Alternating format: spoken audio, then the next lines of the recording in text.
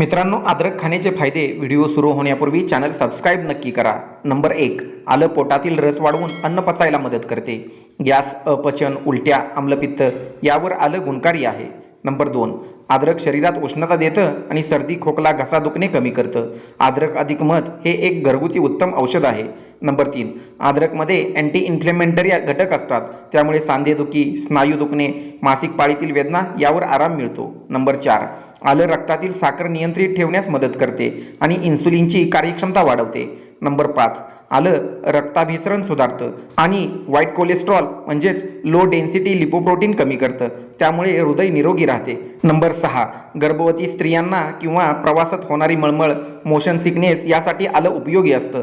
आलं चघळल्याने किंवा अद्रकचा चहा घेतल्याने लगेच आराम मिळतो। नंबर 7, आलं मेटाबॉलिझम वाढवून चरबी जळण्यास मदत करतं। सकाळी कोमट पाण्यात आल्याचा रस घेतल्यास परिणामकारक ठरतो। नंबर 8, अद्रकमध्ये अँटीऑक्सिडंट असतात, जे व्हायरस आणि बॅक्टेरिया संसर्गापासून संरक्षण देतात। नंबर 9, आलं शरीरात ऊर्जा टिकवून ठेवतं आणि थकवा घालवतं। कृपया सबस्क्राईब करा।